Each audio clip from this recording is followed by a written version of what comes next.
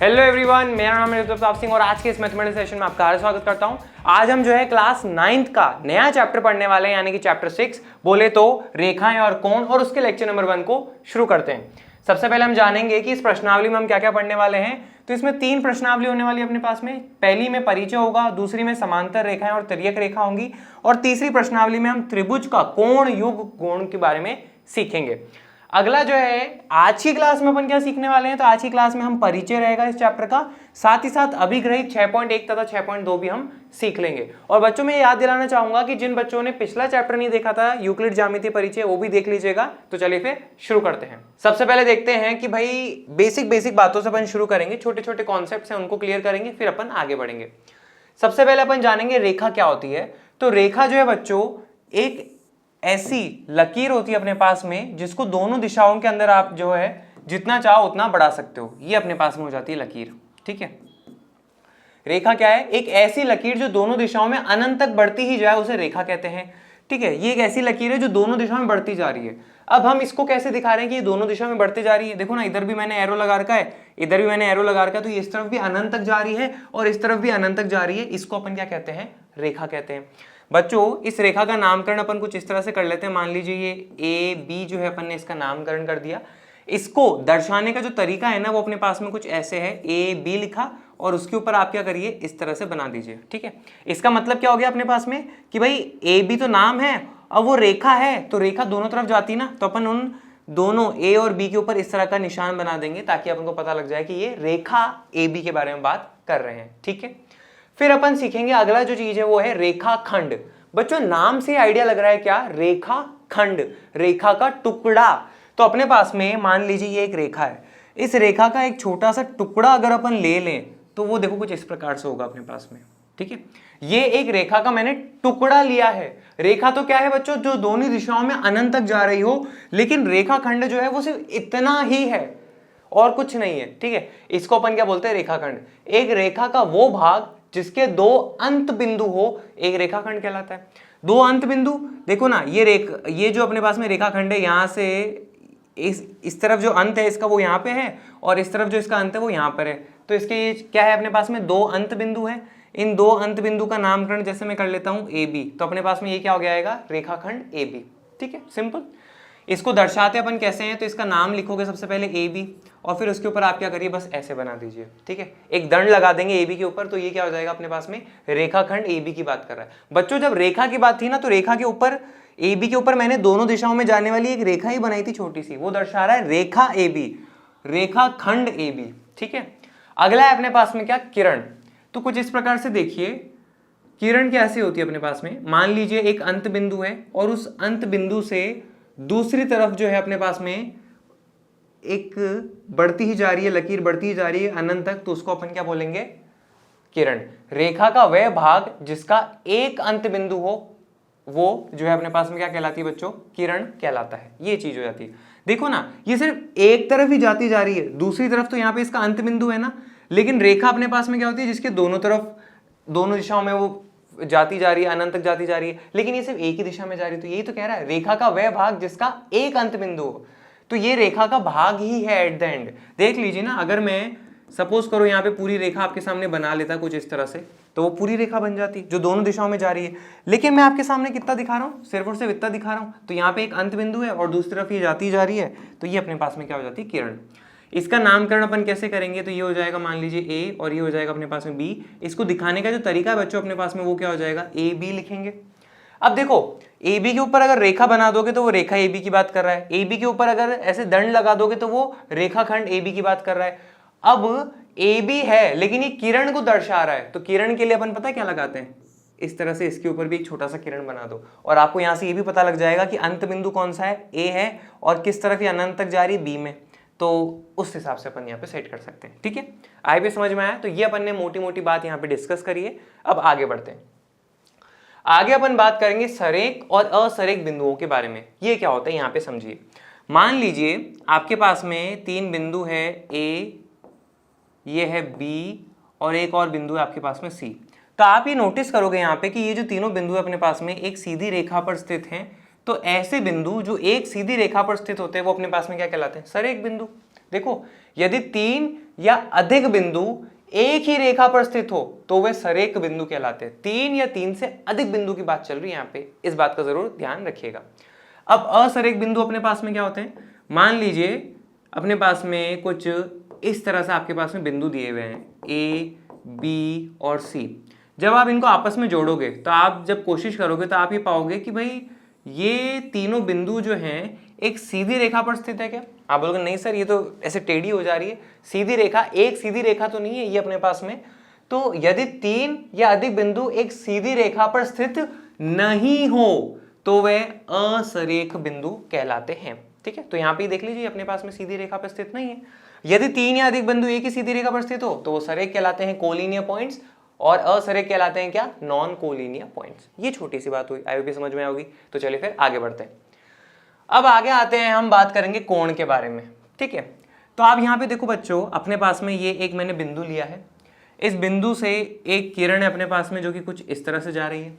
ठीक है, अपने पास में एक और किरण है जो कि कुछ इस तरह से जा रही है। ठीक है, दो किरणों से मिलके जो अपने पास में यहाँ पे जो बन रहा है बच्चों, उसको अपन क्या कहते हैं? कोण कहते हैं। देखो, जब दो किरणें एक ही अंत बिंदु से प्रारंभ होती है, दो किरणें एक ही अंत बिंदु से प्रारंभ होती है तो एक कोण बनाती है, तो वो अपने पास में क्या बनाएंगी? एक कोण बनाएंगी। सिंपल सी बात है। ठीक है, कोण को बनाने वाली दोनों किरणें, देखो ये अपने पास में दो किरणें, मैं नामकरण कर लेता हूं। ये जो इनका बिंदु है जहां से ये निकल रही थी, ओ मान लेते हैं, इसको अपन ए मान लेते हैं, इसको अपन बी मान लेते हैं। तो अपने पास में दो किरणें क्या हो गई बच्चों? एक तो हो गई किरण ओ ए और दूसरी अपने पास में क्या हो गई? किरण ओ बी।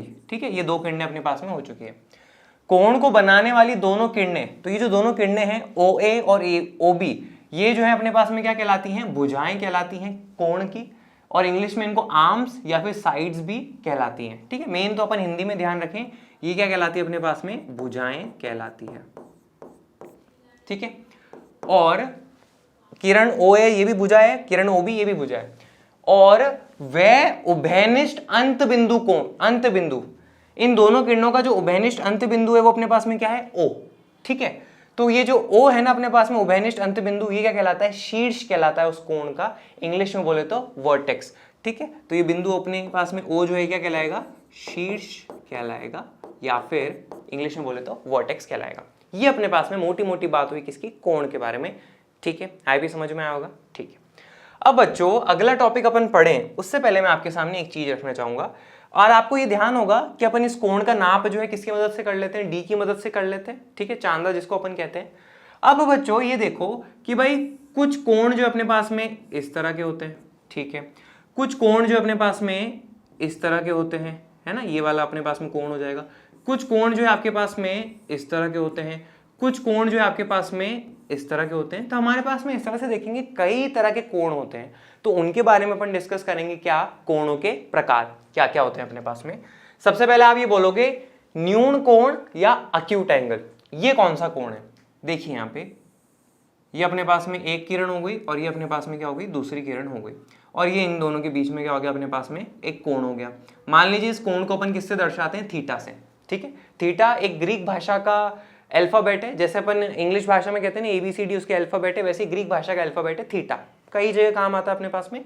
तो ये जो कोण का माप है मैंने कितना मान लिया? थीटा। अब न्यून कोण क्या होता है? इसका माप जो है बच्चों 0 डिग्री या उससे बड़ा लेकिन 90 डिग्री से छोटा होता है। एक ऐसा कोण जिसका माप जो है वो क्या हो? 90 डिग्री से तो हो छोटा लेकिन 0 डिग्री से हो बड़ा या फिर बराबर। देखो थीटा जो है 0 डिग्री से बड़ा है, ये तो ये वाला निशान अपने पास में दर्शा रहा है, और उसके नीचे ये जो दंड लगा हुआ है ना छोटा सा, ये क्या दर्शा रहा है कि थीटा जो है 0 डिग्री बराबर भी हो सकता है। तो अगर कोण अपने पास में 0 डिग्री से बड़ा हो या उसके बराबर हो लेकिन 90 डिग्री से छोटा हो तो अपने पास में वो क्या कहलाएगा? न्यून कोण यानी कि अक्यूट एंगल कहलाएगा। ठीक है, फिर अगला जो अपने पास में कोण है बच्चों वो है समकोण। मान लीजिए दो रेखाएं जो है आपस में इस तरह से अपने पास में थी, रेखाएं नहीं मतलब किरण, अपने पास में दो किरण थी, उन दोनों किरणों के बीच में जो अपने पास में कोण था वो मान लीजिए थीटा है। ठीक है, और जब इसको आपने नापा चांदा की मदद से, तो आपने ये पाया कि इसका जो ये कोण है ये कितना आ रहा है अपने पास में? एग्जैक्टली 90 डिग्री आ रहा है। तो एक ऐसा कोण जिसका माप ठीक 90 डिग्री होता है उसको हम कहते हैं समकोण, इंग्लिश में बोले तो राइट एंगल कहते हैं। ये हो जाता है, ठीक है। फिर हम आते हैं तीसरे तरह के कोण पे। आपके पास में दो किरणें कुछ इस प्रकार से थी, ठीक है, और इन दोनों किरणों के बीच में जो एंगल था अपने पास में, कोण था, वो कितना था, थीटा अपन ने मान लिया। आपने जब इस थीटा को मापा तो आपने ये पाया कि भाई ये जो थीटा का माप है 90 डिग्री से तो बड़ा है बच्चों, लेकिन 180 डिग्री से छोटा है। तो ऐसे कोण जो कि 90 डिग्री से अधिक हो और 180 डिग्री से कम होते हैं, उन्हें हम क्या कहते हैं, अधिक कोण, या इंग्लिश में बोले तो ऑब्ट्यूज एंगल। ये अपने पास में सिंपल सी बात रहती है। आई भी समझ में आएगा, ठीक है। अब आगे बढ़ते हैं। अगला है अपने पास में क्या, रिजु कोण या फिर स्ट्रेट एंगल, ठीक है। आपने ये देखा कि भाई अपने पास में एक उभयनिष्ठ बिंदु हो जाता है, वहां से अपने पास में किरणें ऐसे अलग अलग तरीके से हो रही थी, ठीक है। हमने अभी पिछले वाले में देखा कि ये अपने पास में क्या था बच्चों, अधिक कोण था, ऑब्ट्यूज एंगल, ठीक है। अब जरा ये देखना, एक किरण ऐसे हो गई और एक किरण अपने पास में बिल्कुल ऐसे हो गई, है ना, इससे थोड़ा और ज्यादा नीचे करा, तो ये भी अपने पास में अभी भी 180 डिग्री से छोटा है, तो ये अपने पास में क्या कहलाएगा बच्चों, अधिक कोण। फिर आपने ये देखा कि इसको तो मैंने ऐसा कैसा रहने दिया, लेकिन ये वाला जो अपने पास में किरण है ना, इसको एकदम सीधा कर दिया कुछ इस तरह से, ठीक है। तो आपके पास में देखना कुछ ऐसे मिल जाएगा। ये तो उभयनिष्ठ बिंदु हो गया दोनों किरणों का, ठीक है। ये अपने पास में था, ये वाला हिस्सा जो है ना, ये मैंने यहाँ पे बना दिया, और ये वाली जो किरण है ना, वो मैंने यहाँ पे बना दी। तो आप क्या देख रहे हो कि हमारे पास में दोनों किरणें कैसी हैं, एकदम सीधी हो चुकी है मिलके। तो यहाँ पे जब इनका कोण आप नापोगे, ये जो अपने पास में कोण है थीटा, ये थीटा जो है बच्चों एग्जैक्टली अपने पास में किसके बराबर आ रहा है, 180 डिग्री के बराबर आ रहा है। तो इसको अपन क्या बोलेंगे, रिजु कोण, इंग्लिश में बोले तो स्ट्रेट एंगल। इसका माप ठीक 180 डिग्री होता है। और वैसे आप ये भी देखो, इसका नाम क्या है, स्ट्रेट। स्ट्रेट का मतलब क्या होता है बच्चों, एकदम सीधा, और सीधी अपने पास में क्या होती है, एक रेखा। तो उस रेखा का जो कोण अपने पास में हो जाता है वो कितना हो जाता है, 180 डिग्री हो जाता है। तो ये अपन इसका कई जगह इस्तेमाल भी करेंगे। एक सीधी रेखा पर स्थित कोण कितना होता है, 180 डिग्री। ये अपन हिंदी में बोले तो रिजु कोण कहलाता है। आई भी क्लियर है, ठीक है। अब अगला जो अपन को टॉपिक डिस्कस करना है बच्चों, वो है प्रतिवर्ती कोण। आप एक चीज तो समझ ही गए होंगे कि अपने पास में कोण जो है कुछ इस तरह से थे। सबसे पहले ऐसा देखा था हमने, न्यून कोण, जो कि 0 से लेकर 90 के बीच में थे। फिर बच्चों अपन ने इस तरह का देखा 90 डिग्री, यानी कि समकोण। फिर हमने देखा इस तरह का कोण जो कि 90 डिग्री से बड़ा है लेकिन 180 डिग्री से छोटा है, तो वो क्या कहलाया अपने पास में, अधिक कोण। फिर हमने एकदम ऐसे वाले कोण देखा, ये कौन सा है अपने पास में, रिजु कोण, स्ट्रेट एंगल, ठीक है। अब मैं मेरे हाथ को और ज्यादा नीचे नहीं कर सकता यहाँ से, तो मैं इस तरह से कर लेता हूँ। चलो पॉसिबल नहीं हाथ से करना। तो अब अपने क्या करने वाले हैं, ऐसे हो गया, अब और ज्यादा इस कोण को अपन फैलाने वाले हैं। कैसे, देखो ये अपने पास में एक किरण हो चुकी है, और अपने पास में अब देखो सीधी रेखा जो है ना, अपन ने ऐसे इस तरह की अपन ने जो किरण है वो तो अभी बना के देख ली, तो अपने पास में रिजु कोण आया। अगर इसको अपन थोड़ा और ऐसे नीचे कर लेंगे बच्चों, तो फिर देखो क्या होगा अपने पास में। देखो ना, यहाँ पे मैं करके दिखा रहा हूं, देखना। अगर अपन इस तरह से कर लेते हैं, इसको और इस तरह से नीचे कर लेते हैं, इस तरह से, तो यहां पे अपने पास में ये वाला जो कोण है बच्चों, ये क्या कहलाएगा अपने पास में, थीटा, ठीक है। और इसको जब आप नापने की कोशिश करोगे प्रोटेक्टर की मदद से, चांदे की मदद से या डी की मदद से, तो आप ये पाओगे कि ये जो थीटा है बच्चों, ये 360 डिग्री से तो छोटा होगा, लेकिन 180 डिग्री से बड़ा होगा। देखो 180 डिग्री तो सीधी पे ही बन गया था, अब आप सीधे से और नीचे गए हो तो 180 डिग्री से और ज्यादा गए हो ना, तभी तो ये 180 डिग्री से बड़ा होगा।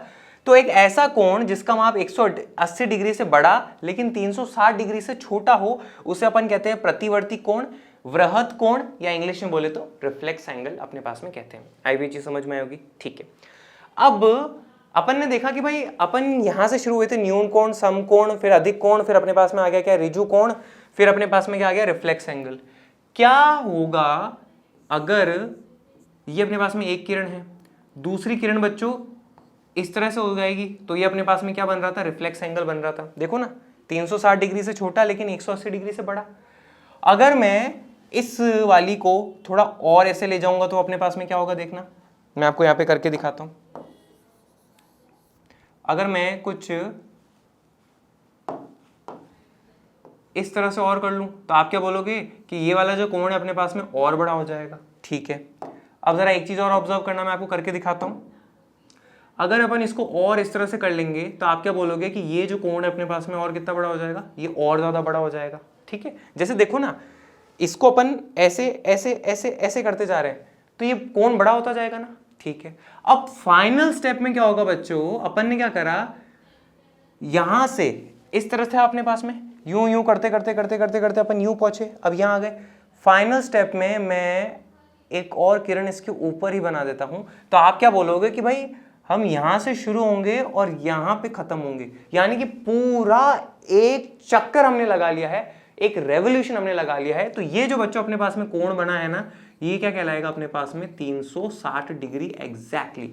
ठीक है, तो ये एक बिंदु के अबाउट पूरा आपने एक चक्कर लगा लिया, पूरा एक रेवोल्यूशन कर लिया है। इसको अपन क्या बोलते हैं, संपूर्ण कोण, कंप्लीट एंगल। इसका माप ठीक 360 डिग्री होता है। मतलब एक बिंदु के पे अगर देखा जाए तो आपने पूरा एक चक्कर लगा लिया। देखो ना, एक बिंदु पे अगर ये वाला बिंदु लेता हूं मैं, इस पे आपने देखो ना पूरा यहां से लेके यहां तक एक चक्कर लगा लिया, उसको अपन क्या बोलेंगे, संपूर्ण कोण या फिर कंप्लीट एंगल, और वो कितना होगा, 360 डिग्री होगा।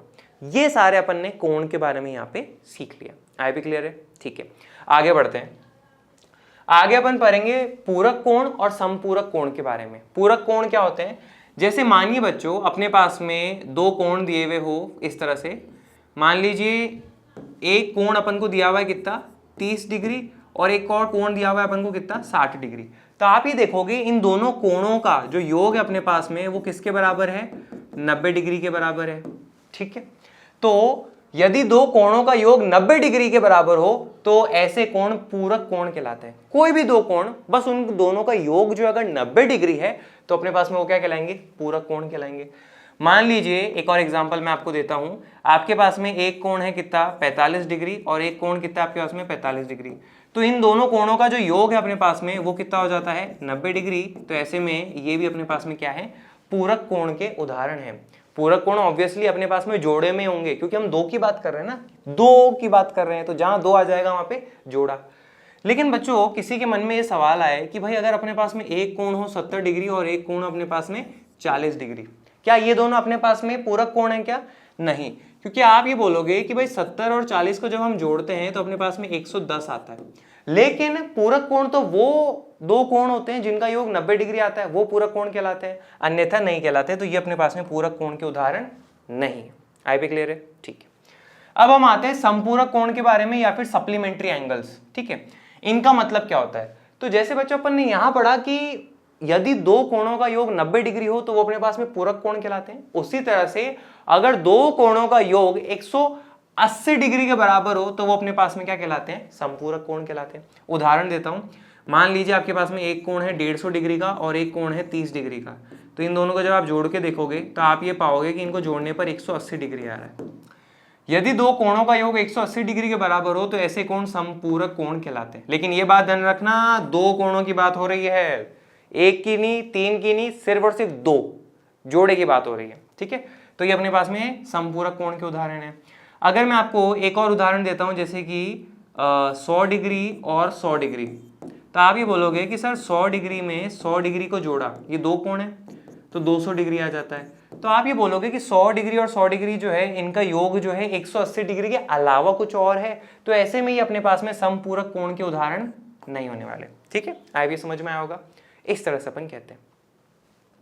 आगे आते हैं अपन आसन कोण के बारे में पढ़ेंगे, इंग्लिश में बोले तो एडजेसेंट एंगल्स। ठीक है, इसका मैंने यहाँ पे कुछ परिभाषा लिखी है, पर अपन परिभाषा समझेंगे, उसे जानेंगे क्या होता है। पर आप यहां देखिए, ठीक है, मान लीजिए अपने पास में इस तरह से आपके सामने एक कोण बन रहा है, ये वाला। ठीक है, ठीक है, ये वाला आपके पास में एक कोण बन रहा है, और इस तरह से आपके पास में ये दो किरणें जो है ना, ये भी तो एक कोण बनाएंगे आपके पास में, ये वाला।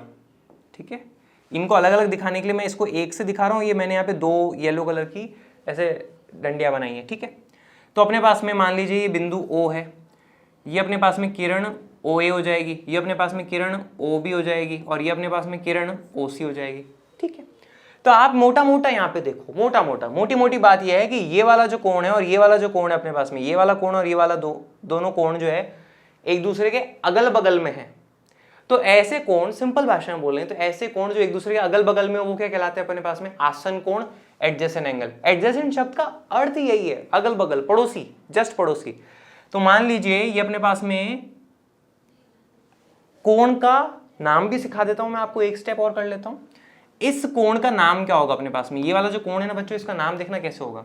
इसका नाम होगा अपने पास में, कोण को दिखाने के लिए अपन इस तरह का निशान लगाते हैं, ठीक है। इसका नाम होगा अपने पास में क्या, BOA, यानी कि कोण BOA, एंगल BOA। साथ में इसका एक और तरीके से अपन नाम कर सकते हैं, वो क्या, AOB, ठीक है, एंगल AOB, इस तरह से अपन कह सकते हैं। जैसे हो गया ना कि भाई मेरा नाम है रुद्र प्रताप सिंह, लेकिन हो सकता है ना कहीं पे सरनेम पहले लिखते हैं, मिड नेम बाद में, बीच में लिखते हैं और पहला नाम आखिर में लिखते हैं, ऐसा भी तो हो सकता है। उस हिसाब से मेरा नाम क्या हो जाएगा, सिंह, प्रताप, रुद्र। तो उसी तरह से आप इसका नाम जो है BOA भी लिख सकते हो या फिर AOB भी लिख सकते हो। आप बोलोगे सर ऐसे तो कंफ्यूजन होगा, नहीं, कभी भी कंफ्यूजन नहीं होगा, क्योंकि अगर आपको किसी ने बोला AOB एंगल कहां पर है, तो आप बोलोगे सर AOB यानी कि इस वाले एंगल की हम बात कर रहे हैं, तो भी आप पहचान जाओगे। आपको किसी ने बोला कि एंगल BOA कहां पर है, आप बोलोगे सर एंगल BOA यानी कि यहां पर है, ठीक है। ये निशान कहां पे लगता है, बीच वाले पे लगता है बच्चों, ये ध्यान रखना, नाम के जो बीच में होता है ना उसके ऊपर अपन कोण को दर्शाते हैं। अब जैसे इसका नाम बताओ, आप ही बताना है ना, तो अपने पास में देखो इस कोण का नाम क्या हो जाएगा, ये जो दो से मैंने दिखा रखा है ना, इस कोण का नाम हो जाएगा, या तो यहां से कर लो या फिर यहां से कर लो, मैं आपको दोनों से करके दिखाता हूं। इस कोण का नाम अपन लिखते हैं, तो आप लिखोगे COB, तो इसका नाम हो जाएगा एंगल COB या फिर कोण COB। दूसरा तरीका क्या हो सकता है, कोण है अपने पास में BOC, one and the same thing, बात बराबर है, कोई फर्क नहीं पड़ता। आई भी क्लियर है, बस एक आप ऐसे करके लिख रहे हो, एक आप ऐसे करके लिख रहे हो, इतना ही है और कुछ खास नहीं। आई भी ठीक है, समझ में आया। तो आपने यहाँ पे नामकरण कैसे करते हैं कोणों का वो भी सीख लिया, साथ में आपने आसन कोण का मोटा मोटा सीख लिया कि अड़ोसी पड़ोसी जो एंगल होते हैं ना अगल बगल वाले, वो आसन कोण कहलाते हैं, ठीक है। अब इसकी जो अपने पास में डेफिनेशन है उसको एक बार समझ लेते हैं, वो क्या कहती है, ठीक है। तो अपने पास में ये दो किरणें हो गई कुछ इस तरह से, ये मैंने एक और बना दी। ये अपने पास में तीनों किरणें जिस बिंदु से शुरू हो रही है उसको O कह लेते हैं, उभयनिष्ठ शीर्ष हो जाएगा अपने पास में, ये उभयनिष्ठ बिंदु तीनों रेखाओं का, ठीक है। इस रेखा का नाम OA, इस रेखा का किरण का नाम OB और इस किरण का नाम OC, और ये भी किरण OA, ठीक है। और ये अपने पास में एक कोण बन रहा था और ये अपने पास में दूसरा कोण बन रहा था। मैंने कहा था कि ये दोनों आपके पास में क्या है, अगल बगल वाले एंगल है, इनको अपन क्या कहते हैं, आसन कोण कहते हैं, ठीक है। अब जरा बच्चों यहाँ पे देखो, दो कोण कौन कौन से आसन कोण कहला रहे हैं, ये वाला और ये वाला। ये वाला मतलब कि COB, कोण COB तथा कोण BOA। BOA कौन सा है, ये वाला है BOA। COB कौन सा है, COB, ये वाला अपने पास में COB है, ठीक है। दो कोण आसन कोण कहलाते हैं यदि उनमें एक उभयनिष्ठ शीर्ष हो। ये अपने पास में बच्चों दो कोण है, तो ये दो कोण आसन कोण कब कहलाएंगे, जब इनके उभयनिष्ठ शीर्ष हो। तो आप बोलोगे इनका उभयनिष्ठ शीर्ष है क्या, इस वाले कोण का उभयनिष्ठ शीर्ष जो है वो O है, इस वाले कोण का भी शीर्ष क्या अपने पास में O है, तो दोनों कोणों का उभयनिष्ठ है क्या शीर्ष O, बिल्कुल। एक उभयनिष्ठ भुजा हो, देखो यहाँ पे बच्चों कि अपने पास में ये जो कोण बन रहा है ये वाला और एक ये वाला बन रहा है, तो इन दोनों कोणों में आप ये पाओगे कि ये जो OB है, ये जो किरण OB है, इस कोण की जो अपने पास में भुजा है ये OB, ये इसमें भी है। और इस कोण की बात करें तो इस कोण की एक भुजा अपने पास में OB भी है, और OB जो भुजा है ना वो दोनों कोणों की कॉमन भुजा है अपने पास में, उभयनिष्ठ है दोनों कोणों की, तो ये अपने पास में क्या कहलाएगा, एक उभयनिष्ठ भुजा हो। तो यहाँ पे OB जो है उभयनिष्ठ भुजा है, और उनकी वो भुजाएं जो उभयनिष्ठ नहीं है। अब इस वाले कोण की देखो, ये तो उभयनिष्ठ है, OC जो है सिर्फ और सिर्फ इस कोण के साथ में, उसके साथ है क्या, नहीं। और साथ में बच्चों OA जो भुजा है वो सिर्फ और सिर्फ इस कोण के साथ में है, उसके साथ है क्या, इस कोण के साथ में, नहीं। तो OA और OC जो भुजाएं अपने पास में अउभयनिष्ठ है, कॉमन नहीं है, अलग अलग है। OB तो कॉमन थी, और उनकी वो भुजाएं जो उभयनिष्ठ नहीं है, यानी कि OC और OA उभयनिष्ठ भुजा के विपरीत ओर स्थित होती हैं, ठीक है।